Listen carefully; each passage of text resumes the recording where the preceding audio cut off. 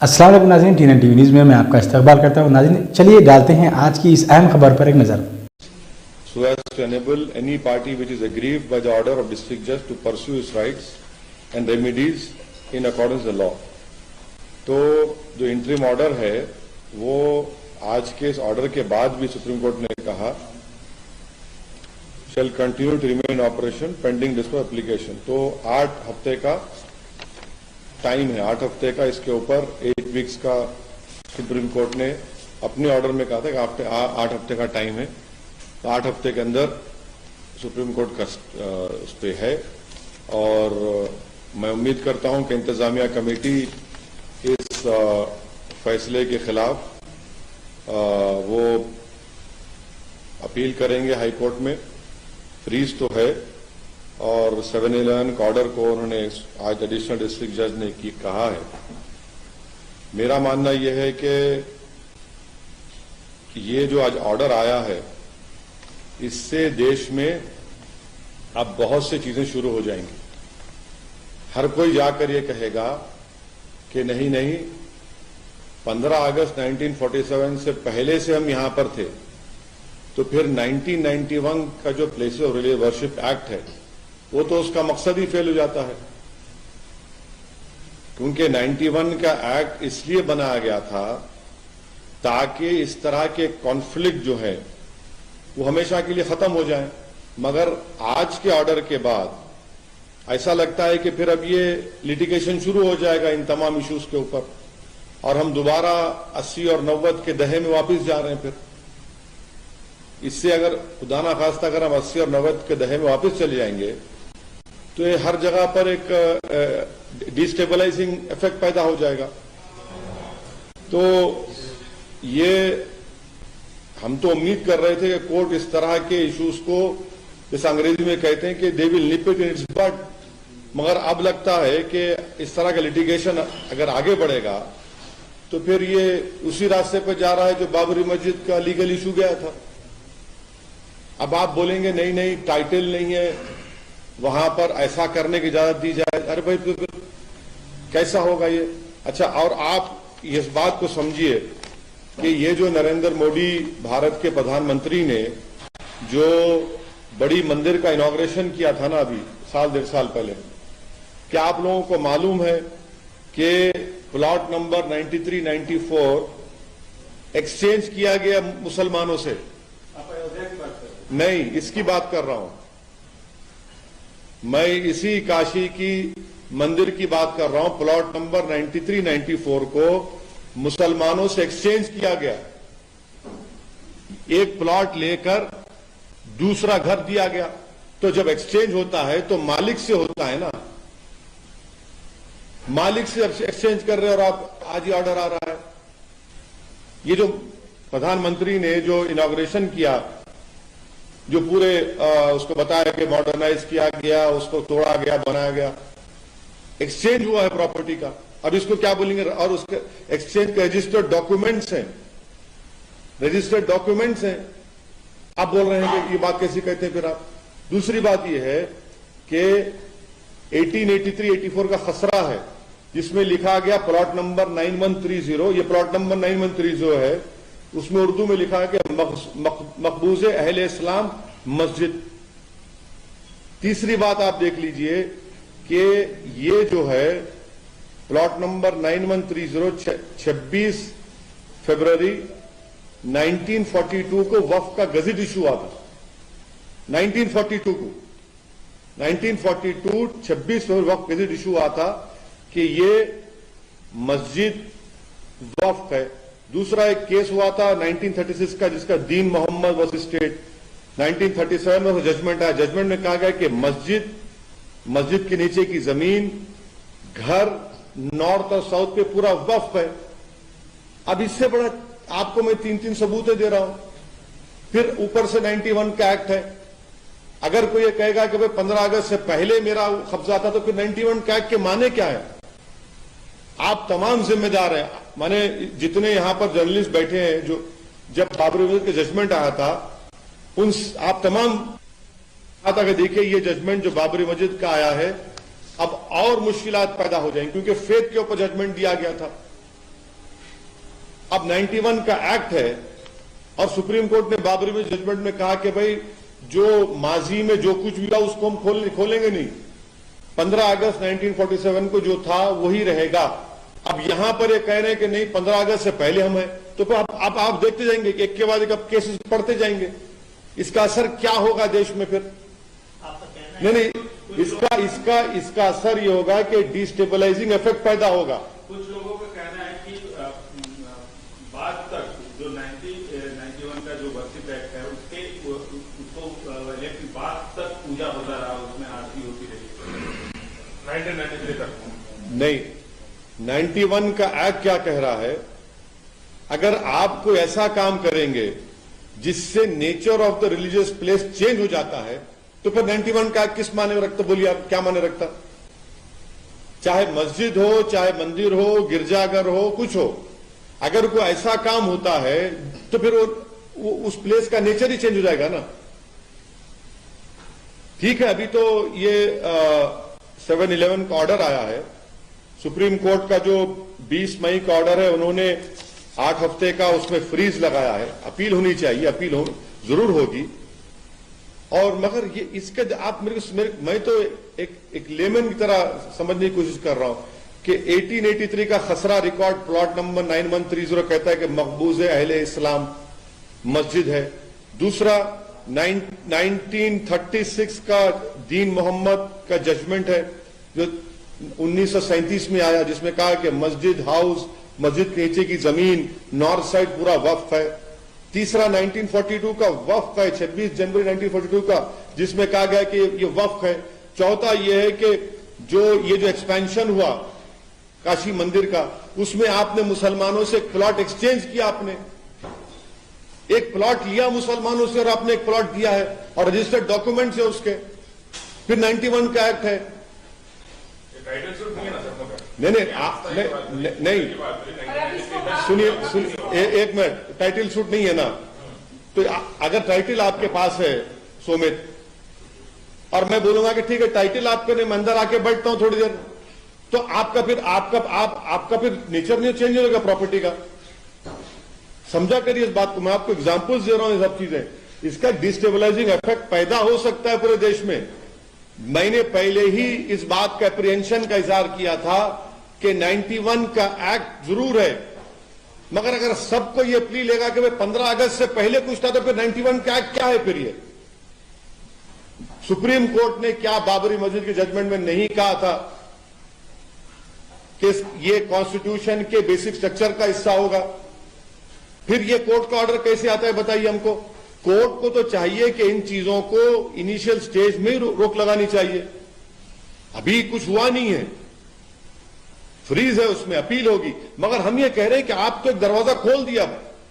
जिस बात का मुझे डर था अब वो चीजें हो रही है सामने हमारे। हाँ,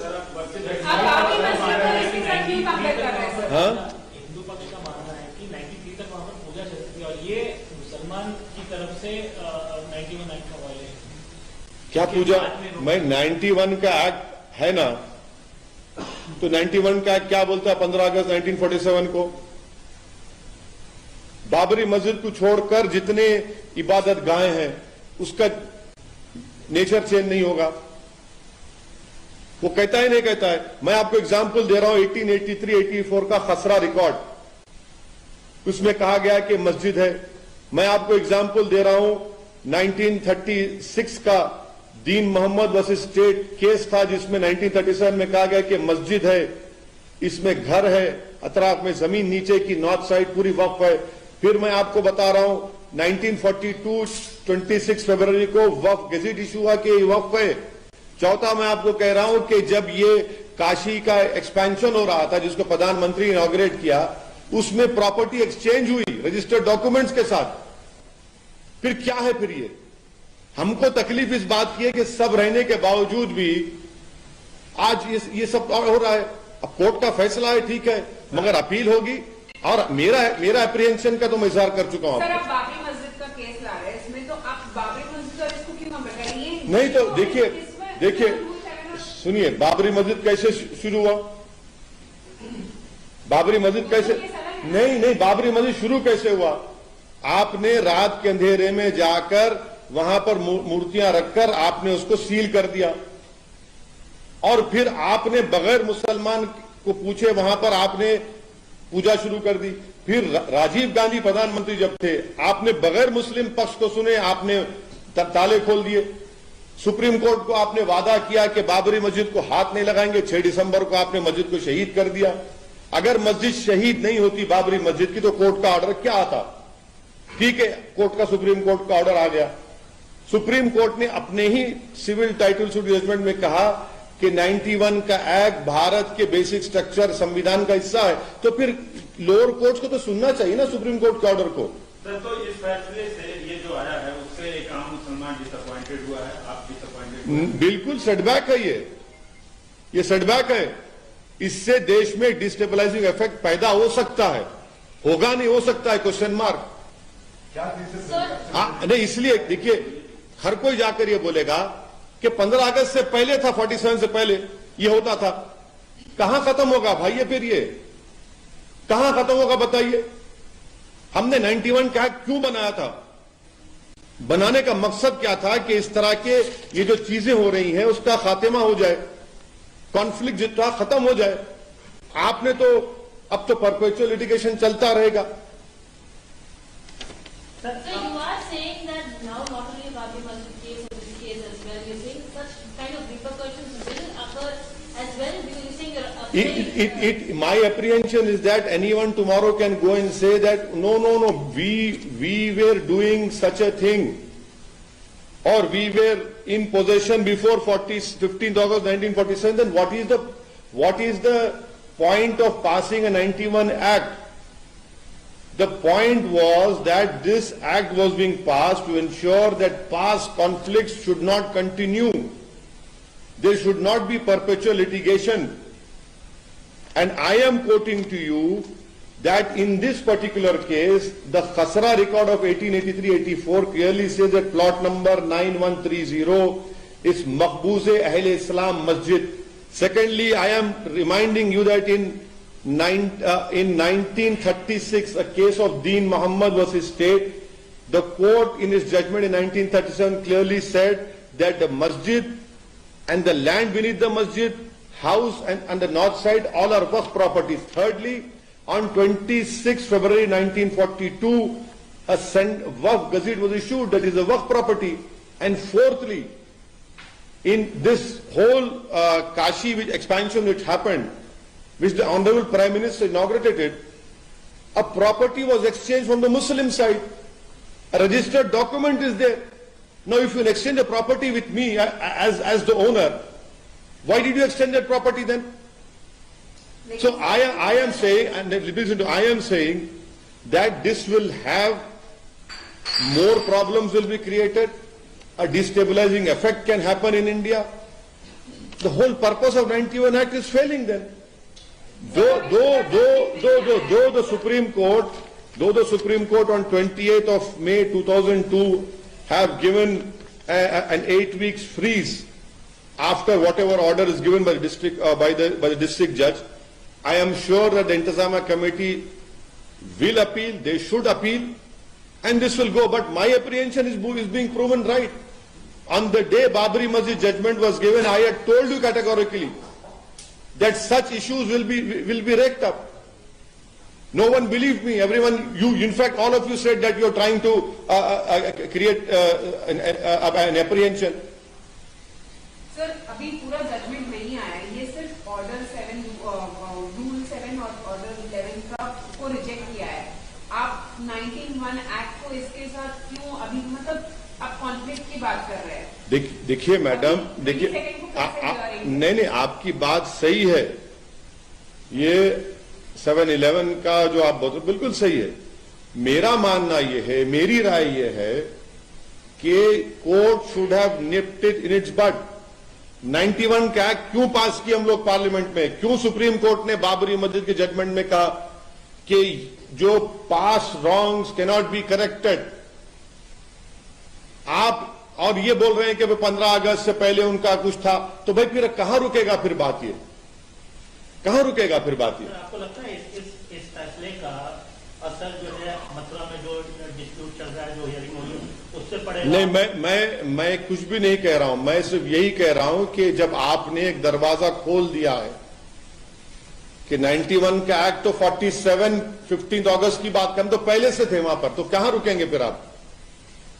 हर जगह ये चलना शुरू हो जाएगा। So you're saying My apprehension is that the 91 Act was passed to ensure that past conflicts these conflicts are put to an end. Now, this perpetual litigation will continue. By allowing a litigation to continue, that is why I am saying Babri Masjid can be repeated. Uttar Pradesh के deputy chief minister उन्होंने tweet किया है, करवट लेती काशी मस्जिद। उनको अगर थोड़ा सा भी रूल ऑफ लॉ मालूम होगा और अगर थोड़ा उनको बुद्धि होगी तो उनको ये बोलना चाहिए कि जो सुन्नी वक्फ बोर्ड है क्या वो सरकार का हिस्सा नहीं है, उत्तर प्रदेश सरकार का? तो उत्तर प्रदेश सरकार सिर्फ मुसलमानों की सरकार नहीं है क्या? कैसा मंत्री इस तरह की बात कर रहा है संविधान पर रोक लेकर? बताएं वो देश को। जो सुन्नी वक्फ बोर्ड है वो यूपी सरकार का हिस्सा है या कोई प्राइवेट प्रॉपर्टी है? वो ये प्राइवेट ऑर्गेनाइजेशन है? वो कैसी बात कर रहे हैं आप? खुलकर अपनी नफरत का और अपनी तरफदारी का इजहार कर रहे हैं। कल आपके तमाम मुखालफत के बावजूद आज सर्वे शुरू हो गया। नहीं, देखिए, मुखालिफत का सवाल नहीं है। तारीख इस बात को याद रखेगी कि किसी एक दीवाने शख्स ने खड़े होकर सच्चाई को बयान किया था और उसके बाद में जो असरात निकलेंगे ना, जब आप भी याद करेंगे और जो लोग हम पे उंगलियां उठा रहे याद करेंगे, मगर हमने तो अपना काम कर दिया। मेरी जो जिम्मेदारी थी मैं उसको निभाऊंगा। मैं जो चीज मुझे लगता है कि ये भारत के लिए ठीक नहीं है, माहौल को खराब कर सकती है और टारगेटेड सर्वे हो रहा है, तो मैं बोलूंगा उसके ऊपर। मैं क्यों ना बोलूं? सर्वे सरकार कर रही है तो अब जो करेंगे उसके बाद क्या करेंगे आप देखना। आपके पास जो रजिस्टर्ड मदरसे हैं आप उनको अभी तक तनख्वाह नहीं दिए टीचरों को, और ये एक सर्वे सिर्फ मदरसों का क्यों करा? सबका कराइए ना। मिशनरी स्कूल का कराइए, प्राइवेट स्कूल का कराइए, गवर्नमेंट के स्कूल का कराइए। और आपके पास कितने टीचर और बेसिक एजुकेशन में कितने टीचर के पोस्ट खाली है बताइए। कितने टीचरों, कितने स्कूल्स को आपने अच्छा किया वो रिकॉर्ड पेश करिए। बिहार में एक नाबालिग को सर उसको कोर्ट में रस्सी में बांध के पेश किया गया। 1 जनवरी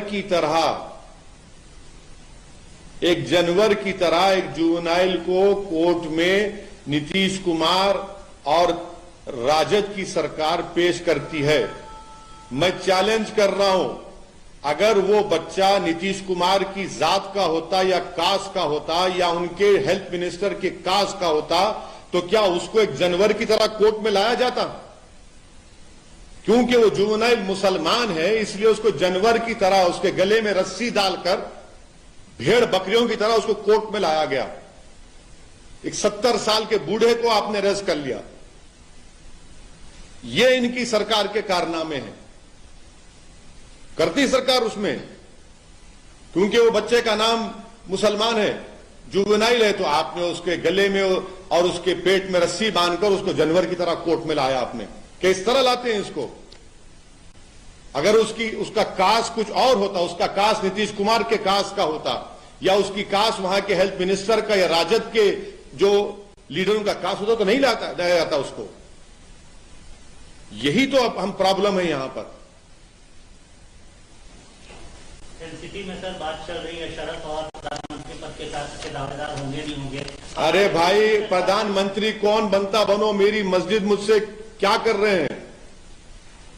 कब तक मस्जिदों के ऊपर पॉलिटिक्स होती रहेगी इस देश में? जब बाबरी मस्जिद का मसला शुरू हुआ, जीबी पंत थे मुख्यमंत्री, कांग्रेस के थे, क्या किया? कुछ नहीं किया। जब ताले खोले गए, राजीव गांधी प्रधानमंत्री, कांग्रेस का मुख्यमंत्री। बाबरी मस्जिद शहीद हुई, कौन था मुख्य प्रधानमंत्री? कांग्रेस के। ये कौन बनता है प्रधानमंत्री? प्रधानमंत्री नहीं, देश को किस रास्ते पर लेके जा रहे हैं उस पर तो बोलिए कुछ। आप लोग डरते हैं मुसलमानों के इश्यूज पर बोलने के लिए, मगर सब दावेदार हैं प्रधानमंत्री के। अरे भाई, देश जब आप चलाना चाहते हैं तो देश चलेगा इकबाल से, और इकबाल कैसा आएगा? रूल ऑफ लॉ से आएगा। हर कोई बस मैं प्रधानमंत्री, मैं पहले लॉटरी उठरी है क्या है? सर लेकिन देखिए चीफ मिनिस्टर के चंद्रशेखर राव खुद बोल रहे हैं कि नेशनल पार्टी लॉन्च करेंगे, तो क्या आप उनका साथ देंगे? आप उनसे जाके पूछिए कब लॉन्च कर रहे हैं, नहीं कर रहे, मैं कैसा बोलूं? मैं क्या, आप उनका साथ देंगे? नहीं, के चंद्रशेखर राव लॉन्च करेंगे नहीं करेंगे उनसे पूछिए ना। मैं सुनिए, मेरे को इन चीजों की फिक्र हो रही है कि आप ले जाकर मस्जिद को आप बुलडोजर लगा देते हैं। पति के नाम पे घर है, पत्नी के नाम पे घर है, पति को नोटिस से घर तोड़ देते आप। जेल में कौन है? मैं जेल में हूं, मेरे बच्चे जेल में हैं। कौन किस पे यूएपीए लग रहा है? 2-2 साल कौन जेल में रह रहा है? खाली एक रिपोर्टर है आपकी बरादरी का, वो मुसलमान रिपोर्टर था, 2 साल उसको जेल में रहना पड़ा, 700 दिन जेल में रहना पड़ा। सर, गुलाम नबी आजाद ने एक अपने इंटरव्यू में कहा है कि धारा 370 को नहीं बहाल किया जा सकता और ये उनके एजेंडे में नहीं है। किनके एजेंडे में नहीं है? गुलाम नबी आजाद। उनके एजेंडे में नहीं है, उनके एजेंडे में नहीं है। अच्छा, उनके एजेंडे में नहीं है तो वो बोलेंगे, वो जाएं वैली में लाल चौक में खड़े होकर बोल दे बात ये, वो जाकर लाल चौक में खड़े होकर बोल दे बात ये। कोर्ट, सुप्रीम कोर्ट में केस है अभी, वो क्या प्रीजज कर रहे हैं सुप्रीम कोर्ट के जजमेंट को? क्या वो भी कुछ राज मालूम है? उनको बता दें भाई, मसला सुप्रीम कोर्ट में अभी जेरे दौरान है, बोल रहे हैं तो मुझे ताज्जुब हो रहा है।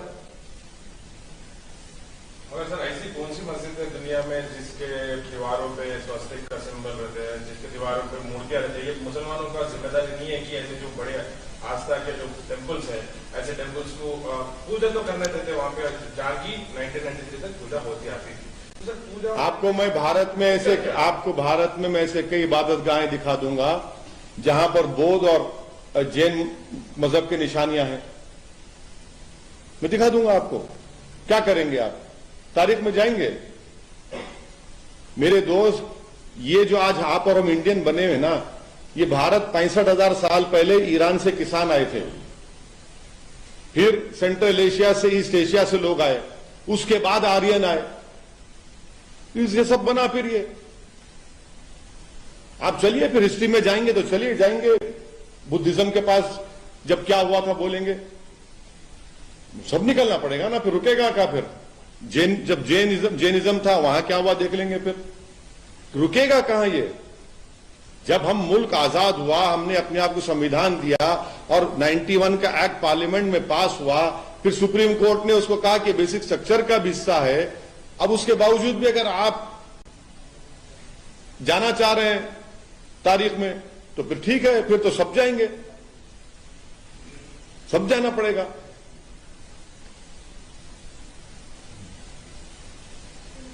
थैंक यू, शुक्रिया।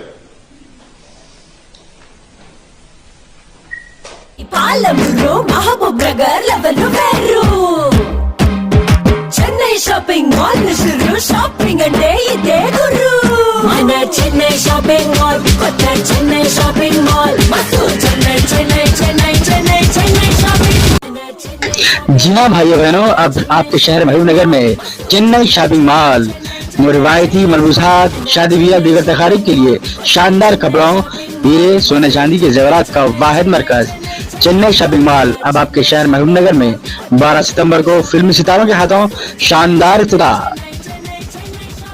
दी Chennai shopping mall, clock tower, Mahbubnagar.